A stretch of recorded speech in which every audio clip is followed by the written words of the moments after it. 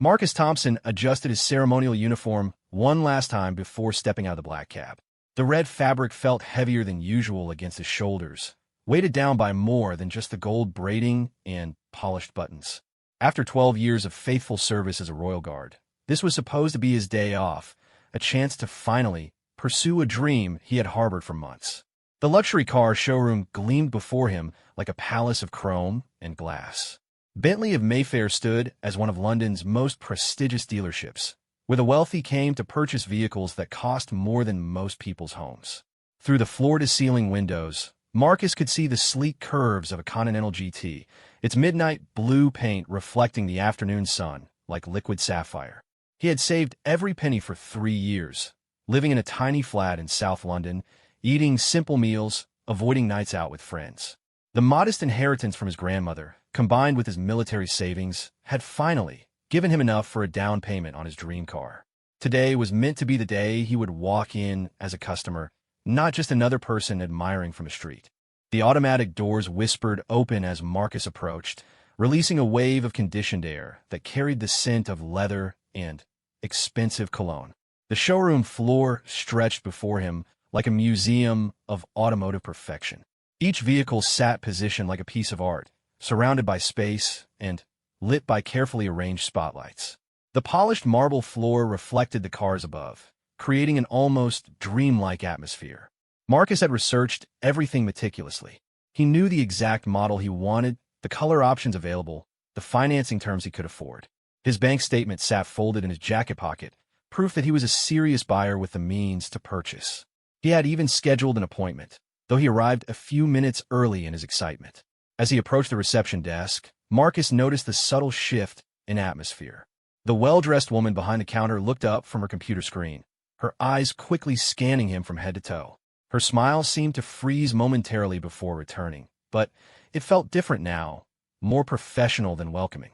"Good afternoon," Marcus said, his voice carrying the crisp authority that 12 years of military service had instilled in him. "I have an appointment at 3 o'clock with Mr. Harrison about the Continental GT." The receptionist, whose nameplate read Victoria, clicked through her computer with manicured nails. "I'm sorry, but I don't see any appointment under that name. Perhaps you're thinking of another dealership?" Marcus felt a flutter of confusion. He had confirmed the appointment just yesterday. "Thompson," he said, spelling it out. "Marcus Thompson.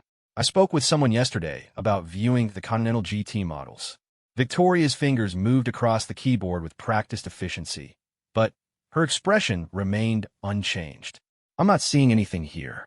Are you certain you called our establishment?" The doubt in her voice struck Marcus like a physical blow. He reached into his jacket pocket and pulled out his phone, scrolling through his call history until he found a number. "I called this number," he said, showing her the screen. "Yesterday, at 2:15. "Perhaps there was a miscommunication," Victoria said, her tone growing cooler. "Our sales team is quite busy today with scheduled appointments. I'm afraid without a confirmed booking, we won't be able to accommodate a viewing." Marcus felt the conversation slipping away from him like sand through his fingers. This wasn't how he had imagined this moment would unfold. In his mind, he had walked in confidently, been greeted warmly, and spent the afternoon discussing options with a knowledgeable salesperson who appreciated his serious intent to purchase. "I understand you're busy," Marcus said, maintaining his composure despite the growing frustration. "But I'm a serious buyer. I have the financing pre-approved, and I'm ready to make a purchase today." Victoria's eyes flicked over his uniform again, and Marcus suddenly became acutely aware of how he must appear to her.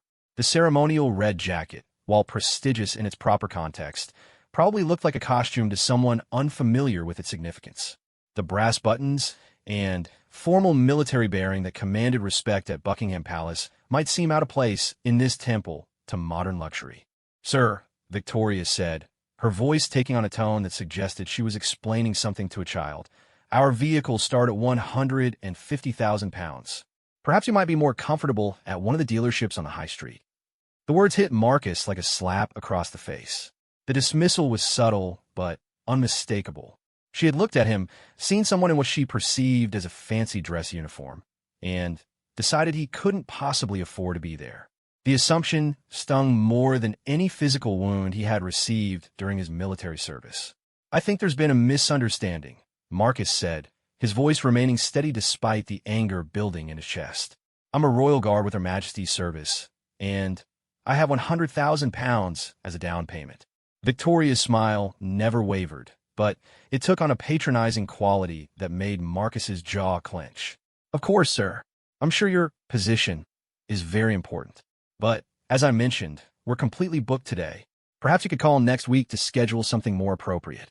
The word appropriate hung in the air like an accusation. Marcus understood now that this wasn't about scheduling or availability.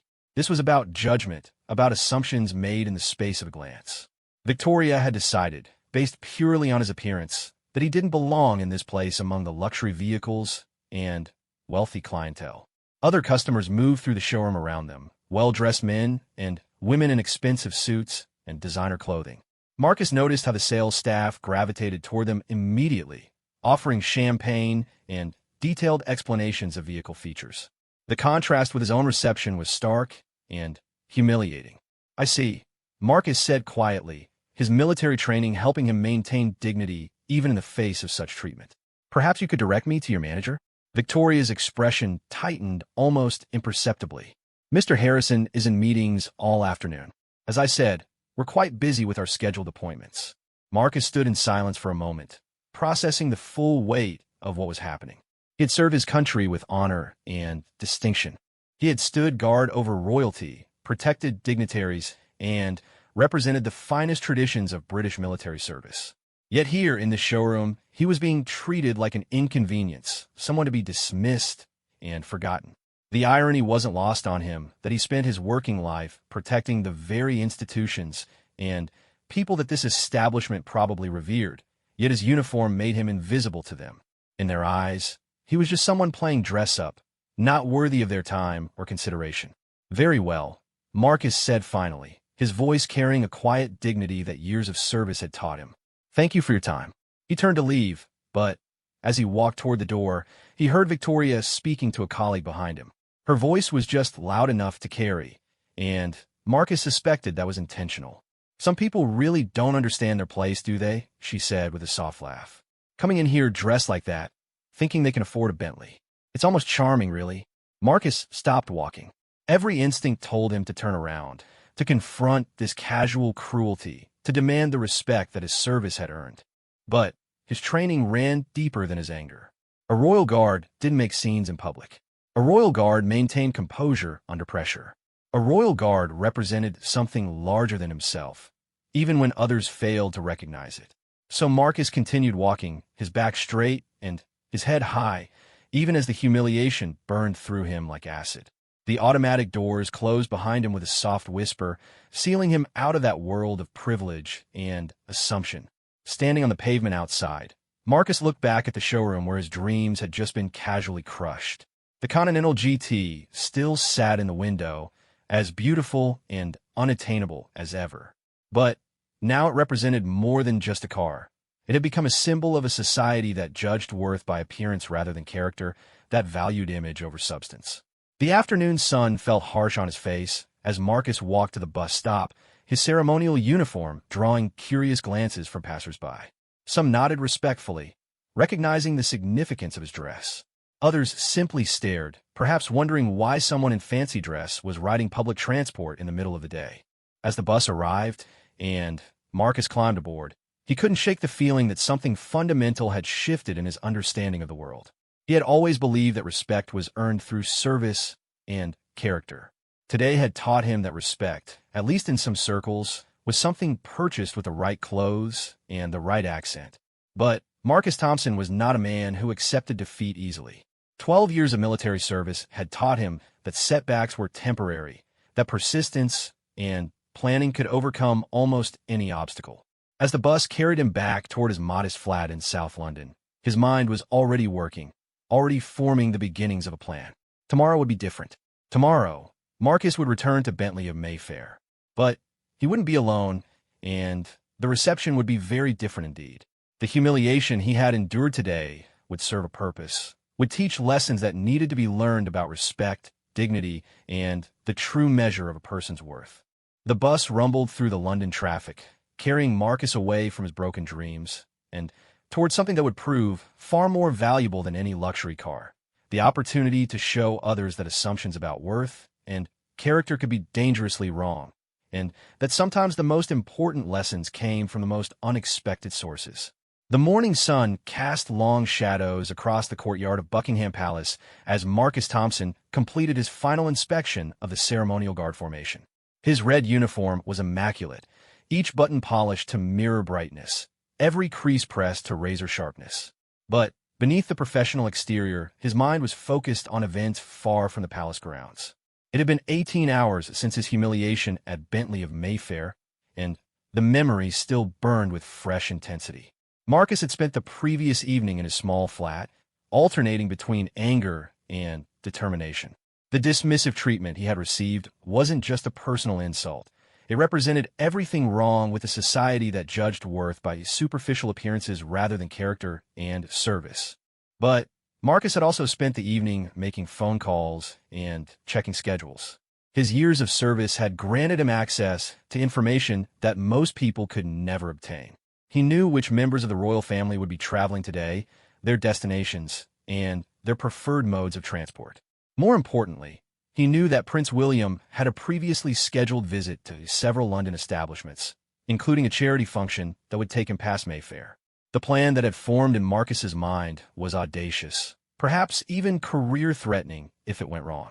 But sometimes he reflected the most important lessons required the most dramatic methods of delivery. The people at Bentley of Mayfair had made assumptions about him based on ignorance and prejudice. Today, he would give them an education they would never forget. At precisely 9:30, Marcus approached his commanding officer, Colonel Richardson, a man he had served under for 8 years and who had become something of a mentor. Richardson was reviewing duty rosters when Marcus knocked on his office door, his expression carefully composed but determined. "Sir, I need to request something rather unusual," Marcus began, standing at attention before the colonel's desk. Richardson looked up from his paperwork, immediately noting something different in Marcus's demeanor. "At ease, Thompson.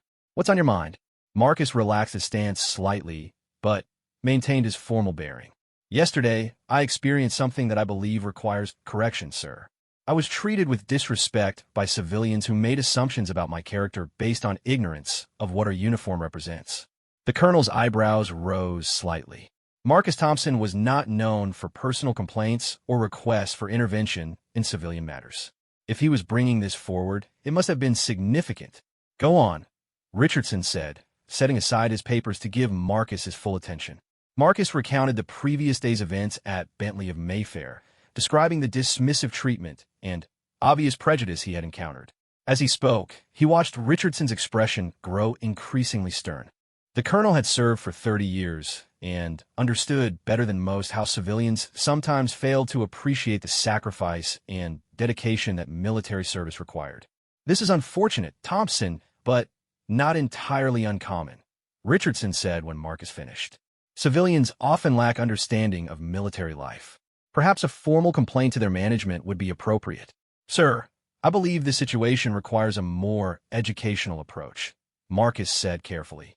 "I know that Prince William has engagements today that will take him through Mayfair. With your permission, I would like to request a special assignment that might serve both His Royal Highness and the broader cause of public education."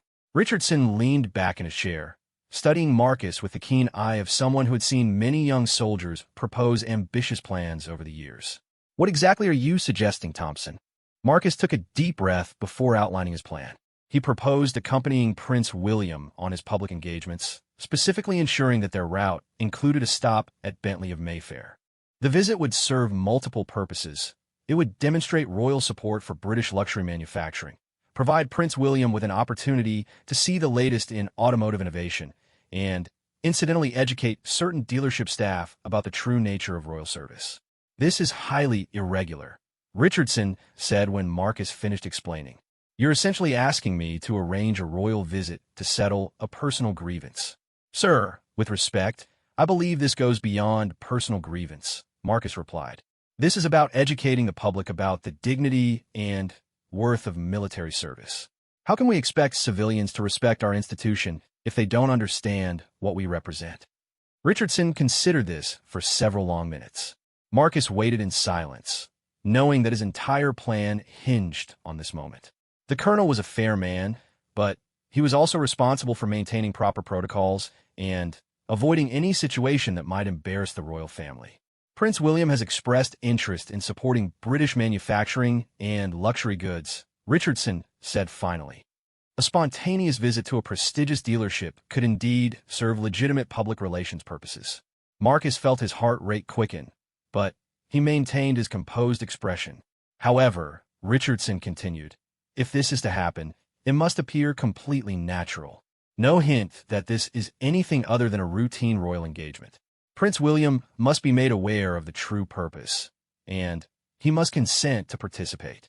If he refuses, the matter ends there. Understood, sir. Richardson picked up his phone and made several calls, each conversation brief and professional. Marcus waited, knowing that his fate was being decided by voices he couldn't hear. After 20 minutes of careful negotiation and schedule adjustment, Richardson hung up and looked at Marcus with an expression that was part admiration, part concern. Prince William has agreed to an impromptu visit to several London businesses, including Bentley of Mayfair. He's been briefed on your experience yesterday and finds it educational that such attitudes still exist. You'll accompany him as part of his security detail. Marcus felt a surge of gratitude and anticipation. Thank you, sir. Thompson, Richardson said, his voice taking on a warning tone. This is your operation, and you'll be responsible for its outcome. If this reflects poorly on the crown or our service, the consequences will be entirely yours to bear. Understand completely, sir. 2 hours later, Marcus stood beside a black Range Rover in the palace courtyard, his uniform now accompanied by the discreet earpiece and alert posture of active security duty. Prince William emerged from the palace entrance, dressed in a perfectly tailored navy suit that managed to look both formal and approachable. Thompson, the prince said as he approached the vehicle. I understand we're going to provide some education today about the importance of respect and service. Yes, Your Royal Highness. Thank you for agreeing to this. Prince William studied Marcus for a moment, and Marcus saw something in the prince's expression that surprised him. Genuine anger on his behalf. 12 years of faithful service to the crown, and some car salesman treats you like a vagrant? That's not the Britain I want to represent. As they settled into the Range Rover, Prince William outlined his understanding of the situation and his own motivations for participating. I've heard stories like yours before, Thompson. Good people dismissed because they don't fit someone's narrow idea of worth or success. It's time some of these attitudes were challenged directly. The drive through London took them through familiar streets, past landmarks that Marcus had guarded and protected throughout his career. But today felt different, charged with purpose and the anticipation of justice. Prince William spent the journey asking Marcus about his service, his family, his dreams beyond the military. So you really do want to buy the car? Prince William asked as they neared Mayfair. Yes, sir. It represents something I've worked toward for years. Financial independence, the ability to enjoy the fruits of honest labor. Then you shall have it, Prince William said firmly.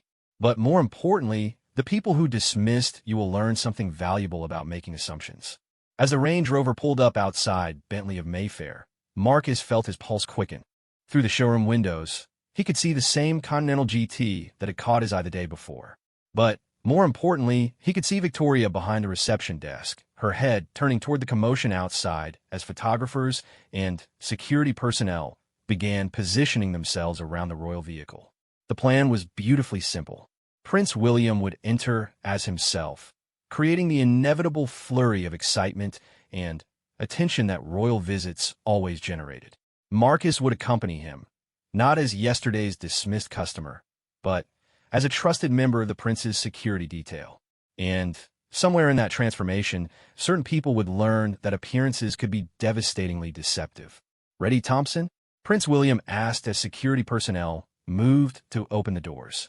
Ready, Your Royal Highness.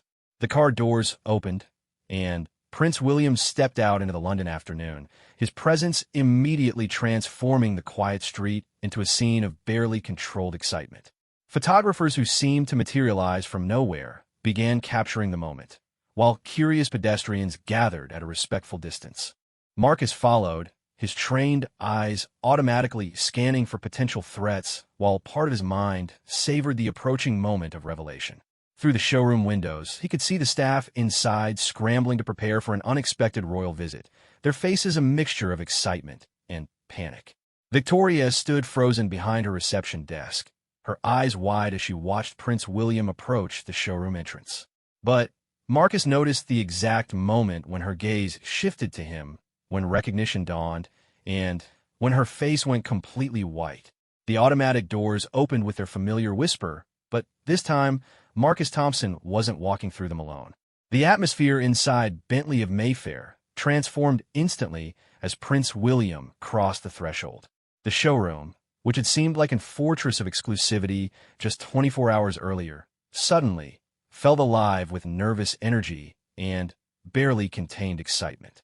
Marcus watched from his position slightly behind and to the right of the prince as staff members throughout the dealership tried to compose themselves while simultaneously fighting the urge to stare.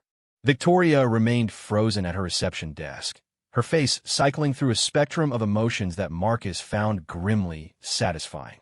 Recognition, confusion, horror, and something approaching panic all played across her features as she processed the impossible sight of the man she had dismissed yesterday, now standing beside Prince William as part of his official security detail. The showroom manager, a distinguished man in his 50s wearing what was obviously an expensive suit, hurried forward with the kind of smile that only appeared when royalty unexpectedly graced one's establishment. His name tag identified him as Mr. Harrison, the same man Victoria had claimed was too busy to see Marcus the day before. "Your Royal Highness," Harrison said, executing a perfectly practiced bow. "What an extraordinary honor. I'm Charles Harrison, General Manager. We had no idea you were planning to visit." Prince William smiled with the easy charm that had made him one of Britain's most popular royals. "Spontaneous visits often provide the most authentic experiences, don't they, Mr. Harrison? I'm particularly interested in seeing how British luxury manufacturers are representing themselves to potential customers." The emphasis on those last two words was subtle, but unmistakable, and Marcus saw Harrison's eyes flicker momentarily with uncertainty. Prince William had a reputation for being well-informed about social issues and not afraid to address them directly when necessary. "Of course, sir.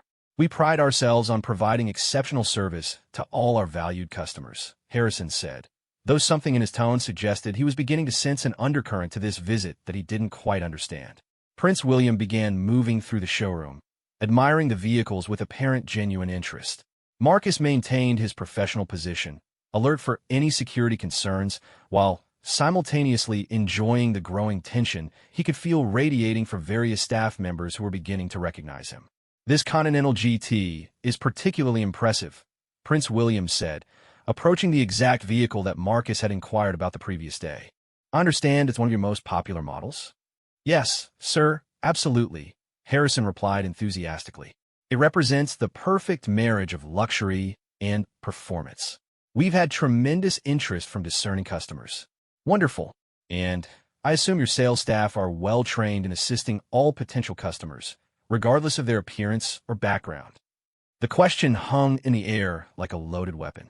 Harrison's smile flickered slightly as he processed the implications of what Prince William was really asking. "Naturally, sir. We believe that respect and professionalism should be extended to everyone who enters our establishment." Prince William nodded thoughtfully, then turned to Marcus with a slight smile. "Thompson, you seem to know something about this particular vehicle. Perhaps you could share your thoughts?" Marcus stepped forward slightly, maintaining his professional bearing while savoring the moment. He could see Victoria from the corner of his eye, her face now completely drained of color as the full magnitude of her mistake became clear. "Yes, Your Royal Highness. The Continental GT represents exceptional British engineering and craftsmanship. I've researched it extensively as I'm personally interested in purchasing this exact model." The words fell like stones into a still pond, creating ripples of shock throughout the showroom. Harrison's eyebrows shot up, while several sales staff members who had been hovering nearby suddenly looked very uncomfortable. "How interesting," Prince William said, his tone remaining pleasant, but taking on an edge that anyone familiar with royal displeasure would recognize immediately. "And I trust the staff here have been helpful in assisting with your research and potential purchase." Marcus allowed a slight pause before responding, his military training helping him maintain perfect composure. Yesterday's visit was quite educational, sir. Prince William's expression didn't change, but something in his eyes grew colder. Educational? In what way? I learned that some establishments make assumptions about a customer's worth based on their appearance rather than their actual financial capability or character. The silence that followed was deafening. Marcus could hear the soft hum of air conditioning and the distant sounds of London traffic, but inside the showroom, no one seemed to be breathing. Harrison looked like a man who had just realized he was standing in the middle of a minefield. How unfortunate, Prince William said, his voice carrying the kind of quiet authority that made grown men reconsider their life choices. Perhaps Mr. Harrison could explain how such misunderstandings might occur. Harrison's mouth opened and closed several times before he managed to speak. Your Royal Highness, I assure you that any miscommunication was entirely unintentional. We hold ourselves to the highest standards of customer service. Do you indeed? Prince William turned to survey the showroom, his gaze eventually settling on Victoria, who appeared to be seriously considering whether the floor might open up and swallow her whole. Perhaps we could discuss those standards with the staff member who handled yesterday's inquiry. Marcus watched as Harrison's eyes followed Prince William's gaze to Victoria, and saw the exact moment when the manager realized that his receptionist had created a diplomatic incident of significant proportions. The blood drained from Harrison's face as he understood that someone under his supervision had insulted a member of the royal guard in front of Prince William himself. Victoria seemed to shrink behind her desk, clearly wishing she could disappear entirely. But Prince William was not finished. With the kind of gracious determination that had made the British royal family masters of public education, he approached the reception desk directly. You must be the young lady who assisted Mr. Thompson yesterday, Prince William said, his smile remaining in place, but his eyes conveying a message that was anything but friendly. Victoria struggled to find her voice. Your Royal Highness, there seems to have been some sort of misunderstanding. Yes, there certainly was, Prince William agreed. The misunderstanding being that a 12-year veteran of the Royal Guard, a man who has devoted his life to serving the crown and protecting people like myself, was treated as if he were unworthy of basic respect and consideration. The words hit the showroom like a physical force. Other customers who had been browsing vehicles stopped pretending they weren't listening and turned to watch the drama unfold. Several staff members looked physically ill as they realized the magnitude of what had happened under their roof. Mr. Thompson has served with distinction at Buckingham Palace, Windsor Castle, and numerous state functions, Prince William continued, his voice carrying clearly throughout the showroom. He has protected foreign dignitaries, maintained order during public ceremonies, and represented the finest traditions of British military service. Yet yesterday he was dismissed and insulted by someone who couldn't see past the uniform to recognize the character and dedication it represents. Victoria opened her mouth as if to speak, but Prince William raised a hand slightly, and she fell silent. What's particularly troubling, the prince continued, is that Mr. Thompson isn't just window shopping. He has the financial means to purchase this vehicle and was prepared to do so yesterday. Instead, he was treated like an inconvenience and told to shop somewhere more appropriate. Harrison looked like he might faint. The full scope of the disaster was becoming clear to him now. Not only had his staff insulted a royal guard, they had also lost what was apparently a legitimate and substantial sale through their own prejudice and assumptions. Your Royal Highness, Harrison began desperately. Please allow me to personally apologize for this completely unacceptable treatment. There is no excuse for such behavior, and I assure you that immediate corrective action will be taken. Prince William nodded slowly. I appreciate that, Mr. Harrison, but I think the most important thing now is to ensure that Mr. Thompson receives the respect and service he deserved from the beginning. He turned to Marcus with a slight smile that contained just a hint of mischief. Thompson, would you still be interested in purchasing the Continental GT? I believe these gentlemen would be very eager to assist you now. Marcus allowed himself a small smile. Yes, Your Royal Highness, I believe I would. What followed was perhaps the most attentive customer service experience in the history of British automotive sales. Harrison personally took charge of Marcus's purchase, with Victoria relegated to filing paperwork under the close supervision of other staff members who were clearly horrified by her behavior. As Marcus discussed financing options, color choices, and delivery schedules, Prince William continued to circulate through the showroom, making pointed comments about the importance of treating all customers with respect and dignity. His presence ensured that every word of the lesson was absorbed not just by the Bentley staff, but by other customers and the small crowd that had gathered outside the windows. The transformation in everyone's behavior was complete and immediate. Marcus, who 24 hours earlier had been dismissed as someone who couldn't possibly afford to be there, was now being treated like visiting royalty himself. Sales staff competed to offer him assistance, and Harrison personally ensured that every aspect of his purchase experience exceeded expectations. But more important than the immediate gratification was the broader lesson being taught. Prince William had demonstrated, with characteristic grace but unmistakable firmness, that assumptions based on appearance were not just wrong, but dangerous. In a few minutes of royal displeasure, he had educated an entire establishment about respect, dignity, and the true measure of worth. As the purchase paperwork was being completed, Prince William approached Marcus once more. "Satisfied with the service today, Thompson?" "Very much so, Your Royal Highness. Though I suspect yesterday's experience was ultimately more valuable." Prince William nodded approvingly.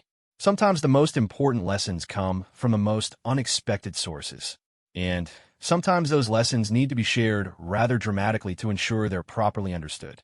As they prepared to leave, Marcus caught Victoria's eye one final time. She looked utterly mortified, but he also saw something else there: understanding.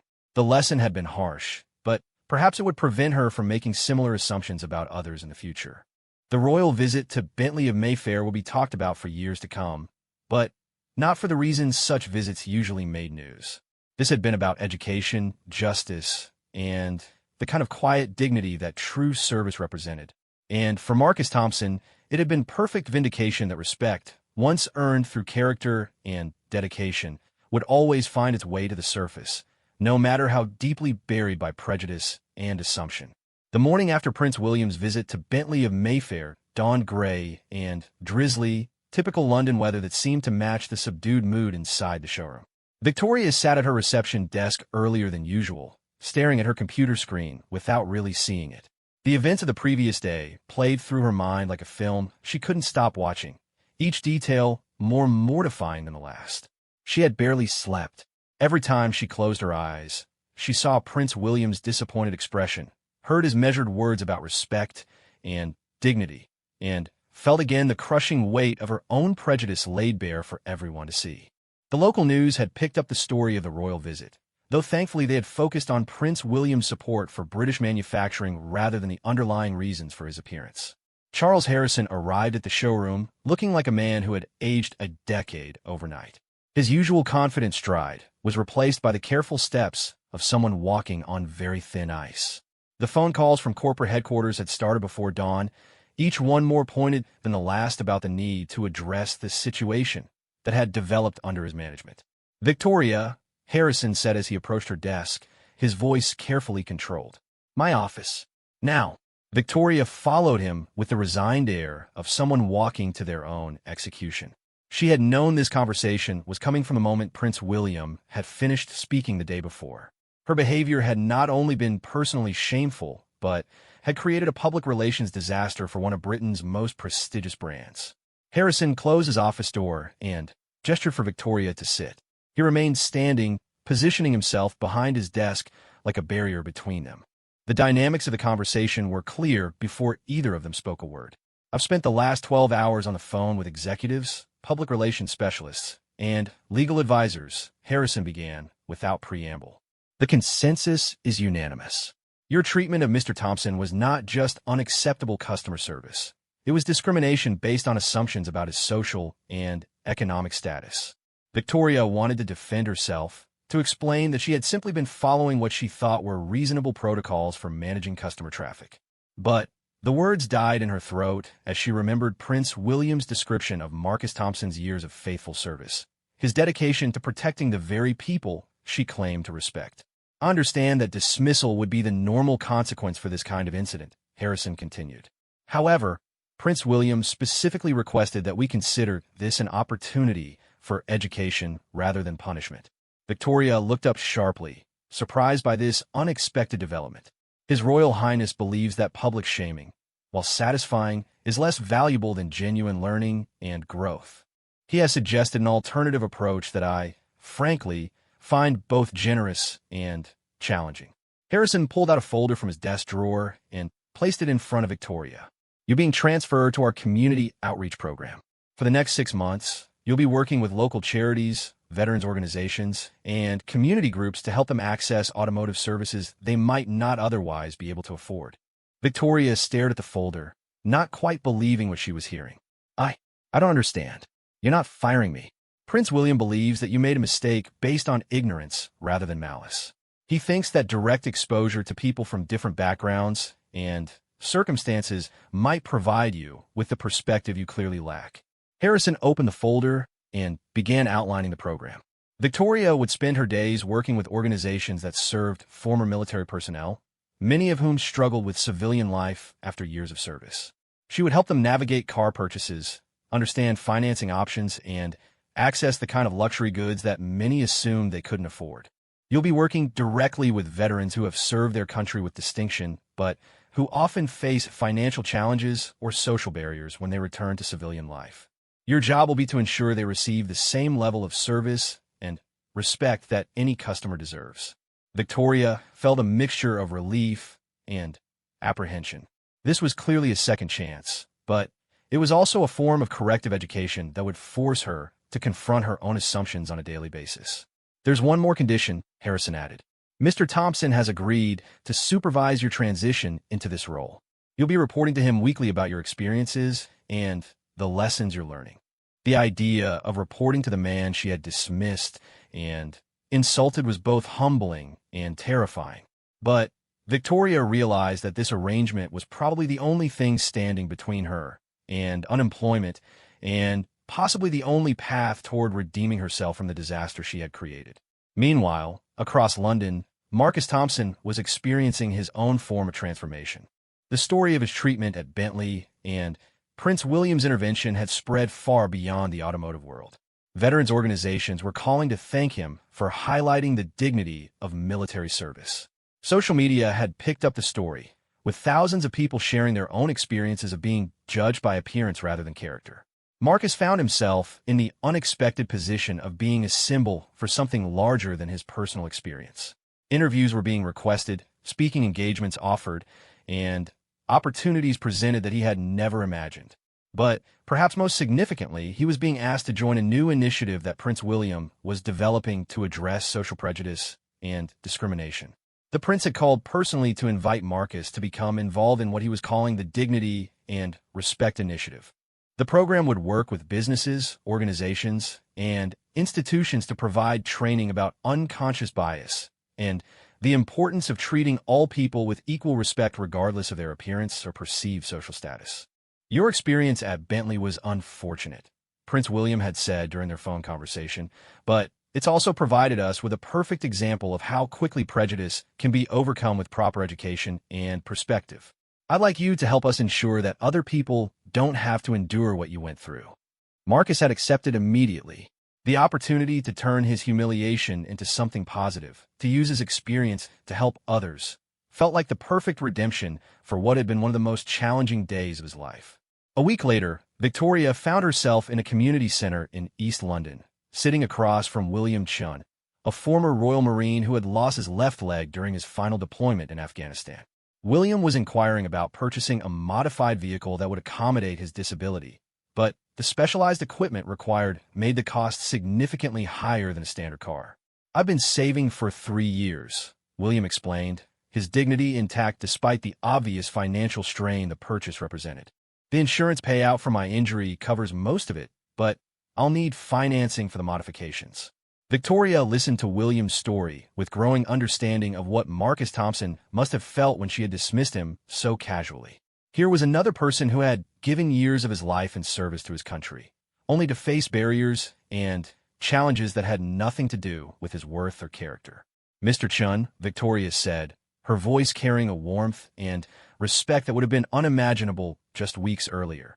Let me make some calls and see what options we can arrange for you. Your service deserves to be honored, not just in words, but in actions. As she worked through the afternoon, helping William navigate financing options and coordinating with specialists who could handle the vehicle modifications, Victoria began to understand what Marcus Thompson and Prince William had tried to teach her. Respect wasn't something that should be rationed based on appearance or assumptions. It was something that should be freely given to everyone until they proved themselves unworthy of it. That evening, Victoria sat down to write her first weekly report to Marcus Thompson. The assignment felt strange and awkward, but she was determined to be honest about what she was learning and how her perspective was changing. "Dear Mr. Thompson," she began, "I want to start by acknowledging that no apology can undo the disrespect you experienced at our showroom. My behavior was inexcusable and based on assumptions that I now understand were both wrong and harmful." She went on to describe her work with William Chun and the other veterans she had met during her first week in the community outreach program. Each story had taught her something new about service, sacrifice, and the quiet dignity that so many people carried without recognition or acknowledgement. "I'm beginning to understand that the uniform you wore that day represented more than just a job or a position," she wrote. "It represented years of dedication to something larger than yourself, a commitment to service that I had no right to dismiss or diminish." Victoria's letter continued for several pages, describing not just what she was learning about veterans and military service, but what she was discovering about herself and her own prejudices. The experience was uncomfortable, but necessary, like surgery that was painful, but essential for healing. When Marcus received Victoria's letter, he read it twice before setting it aside. The transformation described in those pages was exactly what Prince William had hoped to achieve. Rather than simply punishing someone for their ignorance, they had created an opportunity for genuine growth and understanding. Marcus's own transformation was continuing as well. His new role with the Dignity and Respect Initiative had him traveling throughout Britain, speaking to business groups, educational institutions, and community organizations about the importance of looking beyond surface appearances to recognize the worth and potential in every individual. The Continental GT that had started this entire journey sat in the garage beneath his London flat, a symbol of dreams achieved and lessons learned. But Marcus had discovered that the real value of the experience wasn't in the luxury car he had finally purchased. It was in the understanding that respect and dignity were precious things that should be carefully guarded and generously shared.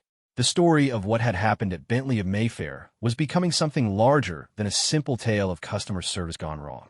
It was becoming a case study in redemption, education, and the power of addressing prejudice with understanding rather than condemnation. And at the center of it all were two people who had learned that assumptions could be dangerous, but that the courage to confront and change those assumptions could transform lives in ways that no one could have imagined. 6 months after the incident that had changed everything, Marcus Thompson stood before a gathering of business leaders at the prestigious Royal Institution in London. The morning sunlight streamed through the tall windows of the historic building, illuminating faces that represented some of Britain's most influential commercial enterprises. Today marked the official launch of the expanded Dignity and Respect Initiative, a program that had grown far beyond anyone's initial expectations. Prince William sat in the front row, having insisted on attending despite his packed schedule. The prince had become personally invested in the success of the program, seeing it as a practical way to address social issues that often remained hidden beneath the surface of polite society. Beside him sat Sir David Hartwell, CEO of one of Britain's largest retail chains, who had volunteered his company as the first major corporation to implement the initiative's training programs. "Ladies and gentlemen," Marcus began, his voice carrying the confidence that months of public speaking had developed. 6 months ago, I walked into a London business establishment as a potential customer and walked out as a reminder of how prejudice can blind us to the worth and dignity of our fellow human beings. The audience was completely silent, hanging on every word. The story of Marcus's experience at Bentley of Mayfair had become legendary in business circles, not just for what had happened, but for what had grown from that moment of shame and revelation. Today, I want to share with you not just what went wrong that day, but what has gone right in the months since. The Dignity and Respect Initiative has worked with over 200 businesses across the United Kingdom, training more than 10,000 employees in the principles of inclusive customer service and unconscious bias recognition. Marcus clicked to the first slide of his presentation, showing statistics that even he found remarkable. Customer satisfaction scores had risen dramatically at participating businesses. Employee retention had improved. Most importantly, Incidents of discrimination based on appearance or assumed social status had decreased by nearly 70% in companies that had completed the full training program. The transformation we've witnessed isn't just about better customer service, Marcus continued. It's about creating a society where every person is judged by their character and treated with the dignity they deserve as human beings. In the audience, Victoria Williams. She had returned to using her maiden name after a divorce finalized during her months in the community outreach program. Listened with a mixture of pride and humility. Her own journey had been perhaps the most dramatic of anyone involved in the initiative. From a receptionist who had nearly destroyed her career through prejudice and assumption, she had become one of the program's most effective trainers and advocates. Victoria's 6 months working with veterans and community organizations had fundamentally changed her understanding of worth, dignity, and the hidden stories that every person carried. She had learned that the elderly man in worn clothing might be a decorated war hero living on a pension. The young woman with a foreign accent might be a brilliant surgeon whose qualifications weren't yet recognized in Britain. The teenager in casual clothes might be a gifted student working multiple jobs to support their family. Each person she had met had taught her something new about the danger of snap judgments and the value of taking time to see beyond surface appearances. But perhaps the most important lesson had come from working directly with Marcus Thompson, who had shown her that forgiveness and education could be more powerful than punishment and public shaming. Mr. Thompson, came a voice from the audience during the question period. Can you tell us about the role that individual transformation plays in institutional change? Marcus smiled, recognizing the voice of Victoria Williams. Their working relationship had evolved from awkward necessity to genuine mutual respect, and her question gave him the opportunity to highlight something he considered crucial to the initiative's success. That's an excellent question, Marcus replied. Institutional change happens one person at a time, one interaction at a time, one moment of recognition at a time. We have with us today someone who embodies this principle perfectly. Marcus gestured toward Victoria, who felt her cheeks flush but stood to address the gathering. She had become comfortable speaking about her transformation, understanding that her story provided hope for others who had made similar mistakes. 6 months ago, I was the problem, Victoria said simply. I was the person who looked at Mr. Thompson and saw only what I expected to see, rather than who he actually was. The Dignity and Respect initiative didn't just train me to be better at customer service. It trained me to be a better human being. Victoria went on to describe her work with the community outreach program and the veterans she had met who had changed her perspective completely. She talked about William Chun, who had become a close friend and whose courage in rebuilding his life after his injury had inspired her to confront her own shortcomings. She spoke about elderly veterans who carried themselves with quiet dignity despite financial struggles, young servicemen and women transitioning to civilian life, and families dealing with the invisible wounds of military service.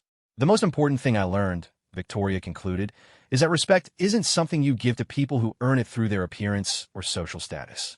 Respect is something you give to people because they're human beings, and then you let their actions and character determine whether they deserve additional admiration. Prince William nodded approvingly from his front row seat. The transformation he was witnessing in both Marcus and Victoria represented exactly what he had hoped to achieve when he had agreed to that impromptu visit to Bentley of Mayfair. Instead of simply embarrassing people who had behaved badly, they had created a framework for genuine learning and growth. When the formal presentation ended, Prince William joined Marcus at the reception that followed. Business leaders, community organizers, and program participants mingled throughout the elegant rooms of the Royal Institution, discussing implementation strategies and sharing their own experiences with bias and assumption. Thompson, Prince William said as they found a quiet corner to talk, I think your grandmother would be proud of what her inheritance helped create. Marcus smiled at the reference to the modest bequest that had originally enabled his car purchase dreams. I think she would be, sir, though I doubt she imagined it would lead to all this. Sometimes the most important changes come from the most unexpected sources, Prince William mused. Your experience could have ended with you simply buying a car from more respectful salespeople. Instead, it's become a catalyst for social change. Across the room, Marcus could see Victoria deep in conversation with several business executives who were asking detailed questions about implementing the training program in their own organizations. Her transformation from someone who embodied the problem to someone leading the solution continued to amaze him. "Sir," Marcus said, "I wanted to thank you again for the way you handled that day at Bentley. You could have simply humiliated the people who had treated me poorly. Instead, you created an opportunity for education and growth." Prince William considered this thoughtfully. Public shaming might have felt satisfying in the moment, but it rarely creates lasting change. People who are humiliated often become defensive and resistant to learning. People who are educated with dignity and respect become advocates for change. As the reception continued, Marcus found himself in conversation with Sir David Hartwell, whose retail company had been one of the first to implement the full training program. The results had exceeded all expectations, with customer satisfaction scores reaching record highs and employee morale showing significant improvement. "The fascinating thing," Sir David explained, "is that training people to recognize and overcome unconscious bias doesn't just improve how they treat customers. It improves how they treat each other, how they evaluate job candidates, how they make decisions about promotions and opportunities." Sir David went on to describe specific changes he had observed in his company culture. Managers were taking more time to mentor employees from diverse backgrounds. Hiring practices had become more inclusive. Customer complaints based on discriminatory treatment had virtually disappeared. "The return on investment has been remarkable," Sir David said. "Not just in financial terms, though those benefits are certainly real. The return in terms of workplace culture, employee engagement, and customer loyalty has been extraordinary." As the evening wound down, Marcus found himself standing beside the window overlooking the London street, where crowds of people hurried past in the gathering dusk. Each person carried their own story, their own dignity, their own worth that might not be immediately visible to casual observers. Victoria joined him at the window, following his gaze to the street below. "Do you ever wonder how many people out there are being judged by their appearance right now?" she asked. "Every day," Marcus replied. "But I also think about how many people are being seen for who they really are because someone took the time to look beyond the surface. That number is growing." Victoria nodded, then asked the question that had been on her mind throughout the evening. "Mr. Thompson, do you think you'll ever be able to forgive me completely for that day?"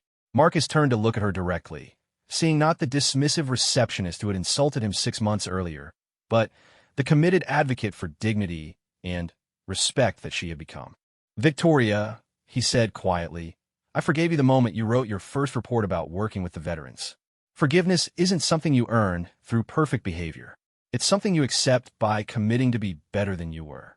As they prepared to leave the royal institution, Prince William made a brief final address to the gathered participants. "Tonight marks not the end of our work, but the beginning of a larger commitment to creating a society where every person is treated with the dignity and respect they deserve as human beings." He paused, looking out over the assembled group that now included business leaders, community activists, veterans, and ordinary citizens who had all been touched by the expanding initiative. "The story that brought us together began with one moment of prejudice and assumption, but it has grown into something much more powerful, a demonstration that education, forgiveness, and the courage to change can transform not just individuals, but entire communities." 6 months later, Marcus Thompson received a letter that would complete the circle of transformation that had begun with his humiliation at Bentley of Mayfair. The letter came from Buckingham Palace, bearing the royal seal and written in the formal language reserved for the most significant communications. Marcus had been selected to receive the British Empire Medal for his services to community relations and social equality. The recognition acknowledged not just his work with the Dignity and Respect Initiative, but his role in demonstrating how personal experiences of discrimination could be transformed into forces for positive social change. The investiture ceremony would take place at Windsor Castle, with Prince William himself presenting the medal. As Marcus read the letter, he thought about the journey that had brought him to this moment, from a dismissed customer in a luxury car showroom to someone being recognized by the Crown for his contribution to British society. Victoria, who had become the national coordinator for the Dignity and Respect Initiative, would be attending the ceremony as Marcus's guest. Her own transformation had been recognized through promotion within the program and invitations to speak at conferences throughout Europe about overcoming prejudice through education and understanding. The Continental GT that had started everything still sat in Marcus's garage, now joined by a small motorcycle he used for weekend trips through the countryside. But the car had become less important than the journey it had initiated. What had begun as a symbol of personal achievement had evolved into something much more significant, a reminder that respect, dignity, and the willingness to see past surface appearances were among the most valuable things any society could cultivate. The story of Royal Guard Marcus Thompson and the luxury car showroom had become legend, but more importantly, it had become a catalyst for change that continued to ripple outward through British society and beyond. Every person trained by the initiative, every business that implemented more inclusive practices, every individual who learned to look past appearances to see the worth in others, carried forward the lesson that dignity and respect were not luxuries to be rationed, but necessities to be freely shared. And, in the end, that lesson proved far more valuable than any car could ever be.